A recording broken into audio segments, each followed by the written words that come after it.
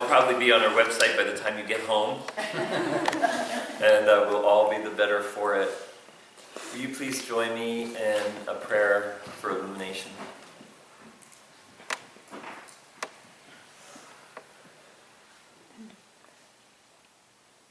Beloved God,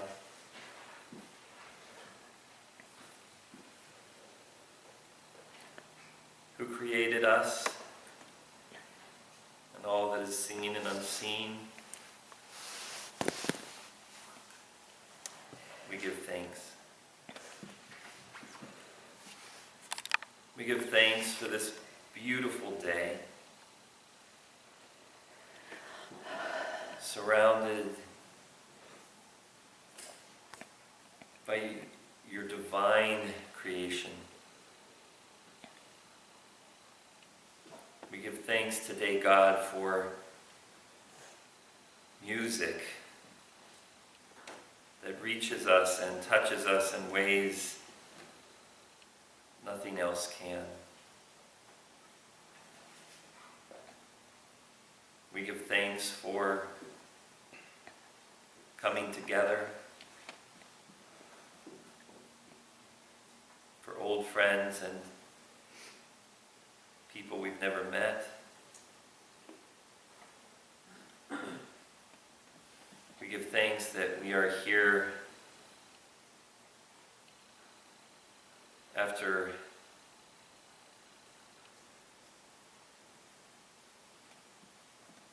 whatever we have encountered in our lives, and that we have a place to come and to open ourselves to your presence, to slow down and to breathe deeply, to let ourselves step out of the rush of the world, to be so quiet together we might hear the birds sing, to be so quiet we might hear the whisper you have for our hearts. We pray in this time, O God, that your Spirit sweep over us, and through your mystery let the words spoken become what we need to hear today, wherever we are. Soften our hearts and open our minds to your peace that surpasses understanding, and to your love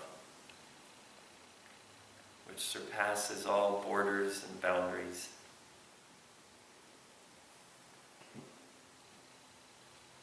We give thanks and pray these things in the many holy names you've spoken to us, O God. Amen.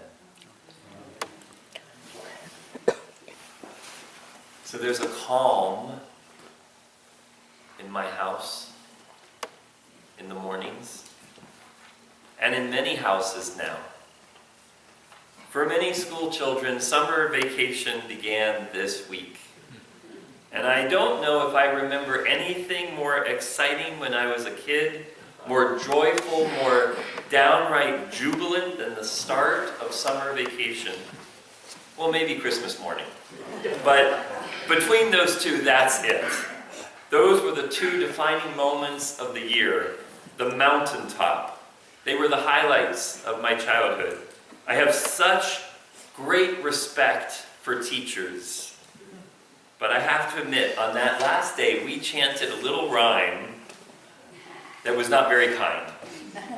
It went something like, no more pencils, no more books, no more teachers, dirty books. I'm not proud of it, but I feel reassured that so many of you know it.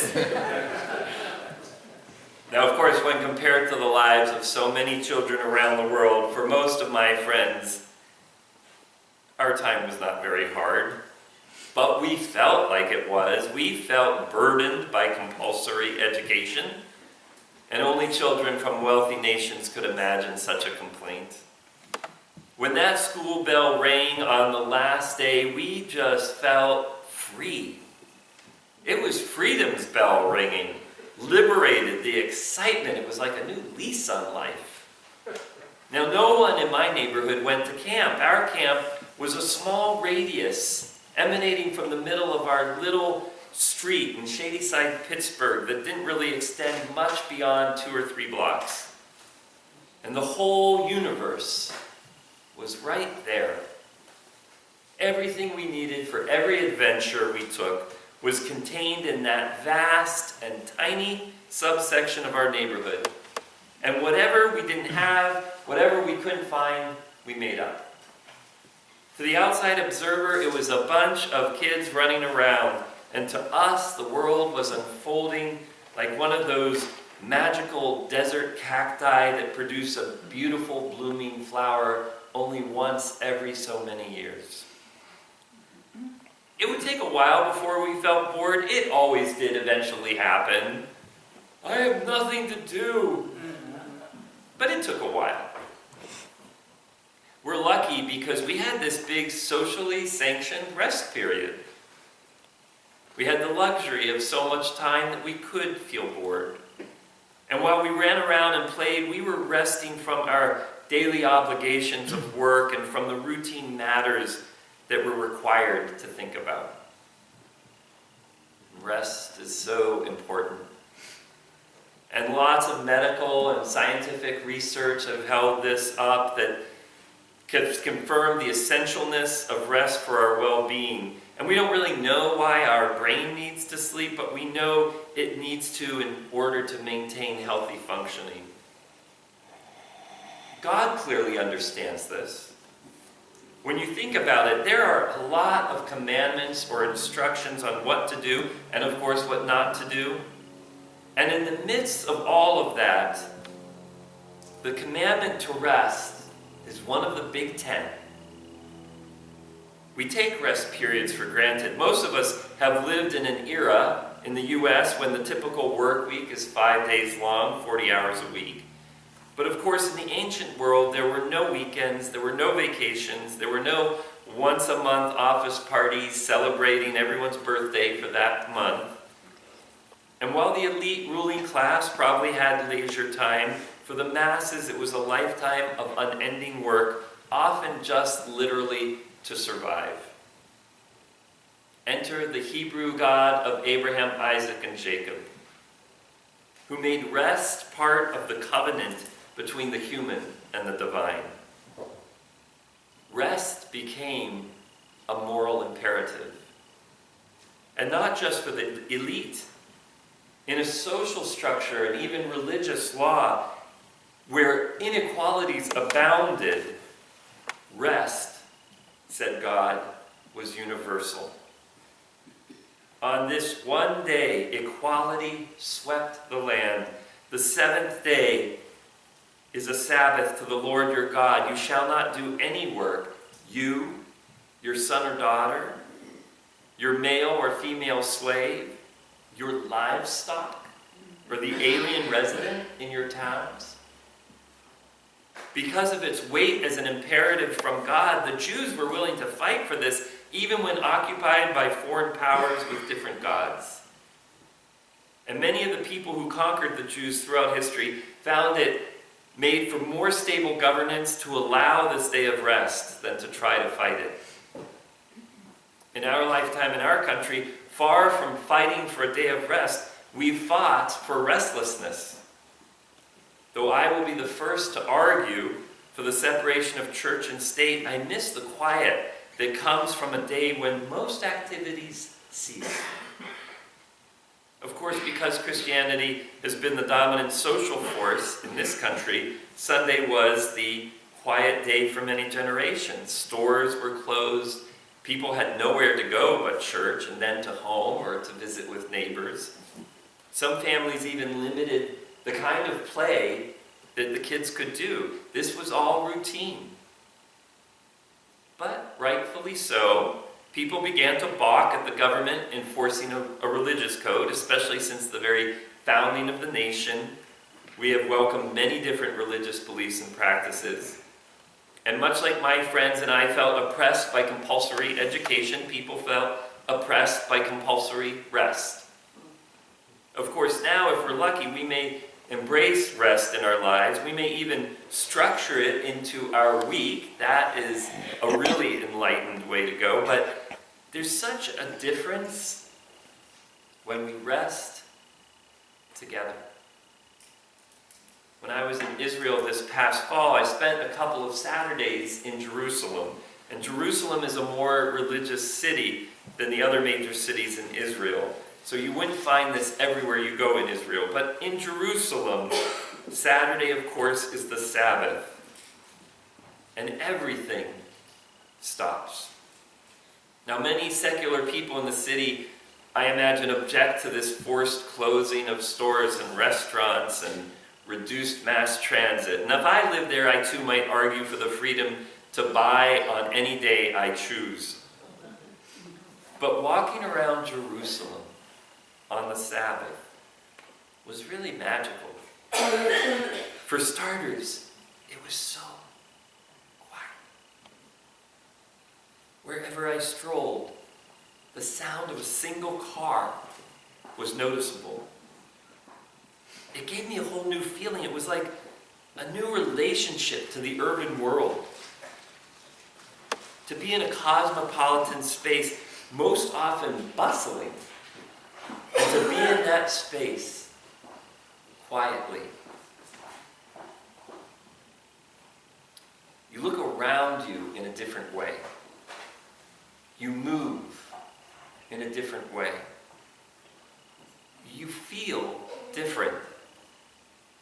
And you think different thoughts. The irony, of course, poor Shirley, that her coughing jab would come as we got really quiet. We get to cough together, hear the sounds of each other. We hurry about so hurriedly. And the whole world seems to just spin faster and faster, and we don't have those spaces to grow still, to listen to the forgotten sounds that will never be able to drown out a car. Space to let all the data input from the week settle in our minds and to see what comes to our mind when there's room in our mind for a new thought. One might say that God understands that rest is part of the creative process. As it was in the beginning, in Genesis, it reads, "And on the seventh day God finished the work that he had done, and he rested on the seventh day from all the work that he had done." So God blessed the seventh day and hallowed it, because on it God rested from all the work that he had done in creation. Rest is a natural state and necessary element in our lives. It's necessary to our thoughts. It's necessary to our creative forces. Perhaps we could say it's necessary to life itself. In Exodus, we're commanded to even let the land rest. It says, "But the seventh year you shall let the land rest and lie fallow, so that the poor of your people may eat, and what they leave the wild animals may eat. You shall do the same with your vineyard and with your olive orchard." The way it's phrased here, it's almost like giving a rest from poverty, a rest from hunger. But we also know scientifically that land needs time to rejuvenate. And you can't just plant on it relentlessly. Our hearts need rest.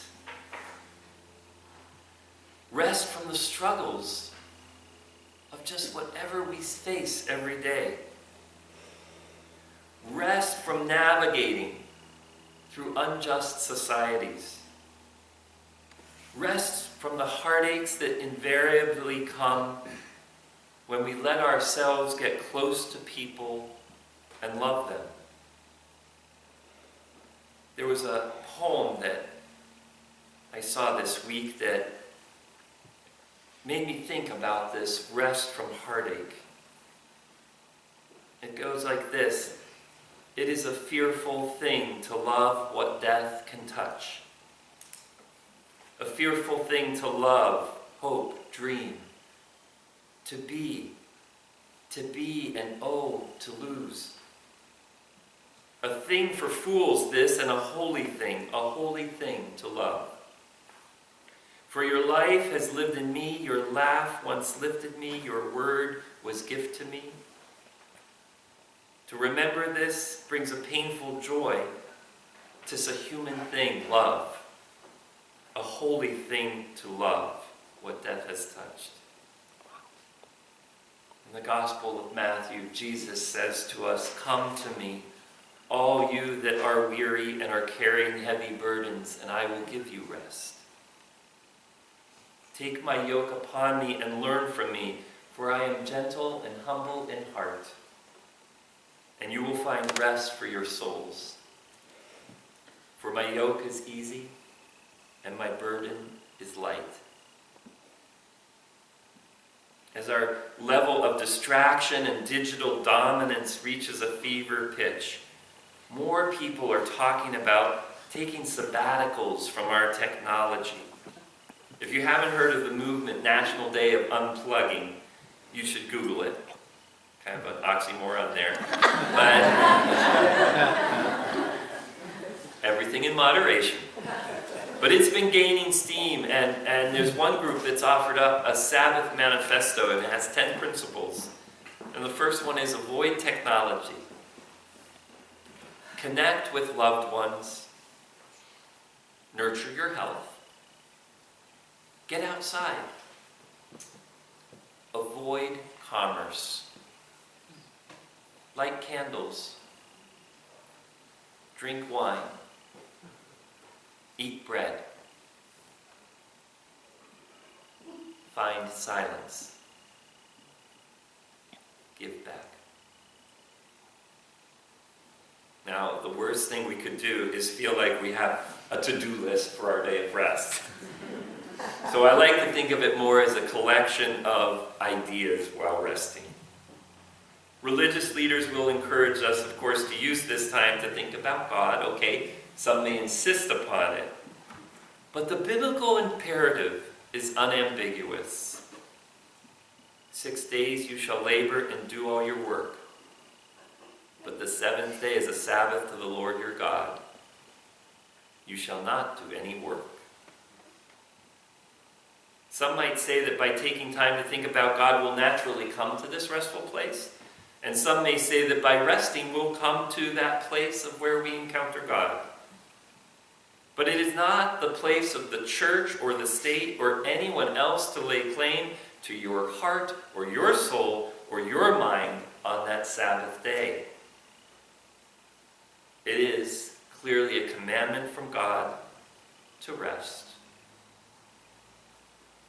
And though it's a commandment and feels compulsory, it's really a gift.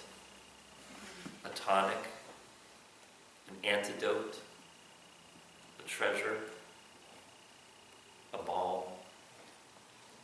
So may this day, and may this day every day of the week of all your years, be one of rest for you. Will you please pray with me? Beloved God, you call us to rest. And yet the world around us figures out furiously how to call us to anything but. So we pray for the strength and the wisdom to not only hear your words, but to heed them. To lay down our burdens, to leave our work, to rest. Amen.